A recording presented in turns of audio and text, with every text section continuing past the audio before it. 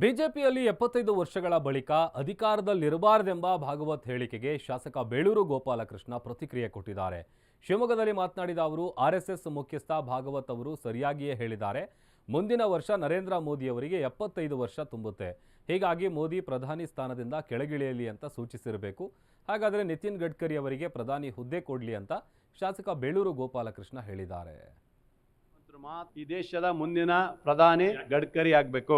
ಕಾರಣ ಇಷ್ಟೇ, ಒಬ್ಬ ಸಾಮಾನ್ಯ ವ್ಯಕ್ತಿತ್ವ ಇರುವಂಥ ಗಡ್ಕರಿಯವರು ದೇಶದ ಅಭಿವೃದ್ಧಿಯಲ್ಲಿ ಇವತ್ತು ಹೈವೇ ಇರ್ಬೋದು, ಇನ್ನೊಂದಿರ್ಬೋದು, ಭಾಳ ಉತ್ತಮವಾದಂಥ ಕೆಲಸ ಮಾಡಿದ್ದಾರೆ. ಅವರ ಸೇವೆ ಇಡೀ ದೇಶದ ಜನರಿಗೆ ಗೊತ್ತಿದೆ. ಅವರು ಯಾವ ವ್ಯಕ್ತಿ ಹೇಗಿದ್ದಾರೆ ಅನ್ನೋದು ಗೊತ್ತಿದೆ. ಮೊನ್ನೆ ಒಂದು ಮಾತು ಹೇಳಿದರು, ನಿಮ್ಗೆ ಗೊತ್ತಿರ್ಬೋದು, ಈ ದೇಶ ಬಡತನದಲ್ಲಿದೆ, ಬಡವರಾಗ್ತಾ ಇದ್ದಾರೆ, ಅತಿ ಶ್ರೀಮಂತರು ಮಾತ್ರ ಶ್ರೀಮಂತರಾಗ್ತಾ ಇದ್ದಾರೆ, ದೇಶದಲ್ಲಿ ಈ ಥರ ನಡೀತಿದೆ ಅಂತ ಹೇಳಿ ಒಂದು ಮಾತು ಹೇಳಿದ್ರಲ್ಲ, ನಿಜವಾಗ್ಲೂ ನಡೆದಿದೆ ಅದು. ಇವತ್ತು ದೇಶದಲ್ಲಿ ಭಾಳಷ್ಟು ಜನ ಬಡತನದಲ್ಲಿದ್ದಾರೆ. ಯಾರೋ ಒಂದಿಷ್ಟು ಜನರ ಕೈಯಲ್ಲಿ ಇವತ್ತು ಈ ದೇಶದ ಆಡಳಿತ ನಡೀತದೆ ಅನ್ನೋ ರೀತಿಯಲ್ಲಿ ಹೇಳಿಕೆ ಕೊಟ್ಟಿದ್ದಾರೆ. ಇವೆಲ್ಲ ಗಮನಿಸಿದಾಗ ಆ ಮನುಷ್ಯನಿಗೆ ಕನ್ಸೆಪ್ಟ್ ಇದೆ, ಅವರಿಗೆ ಒಂದು ಇದಿದೆ, ಆಗಬೇಕು ಅನ್ನೋದು ಇರುತ್ತೆ.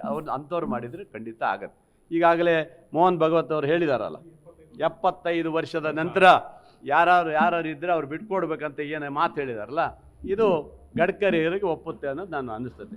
ಪಾಪ ಏನು ಅನ್ಯಾಯ ನೋಡಿ.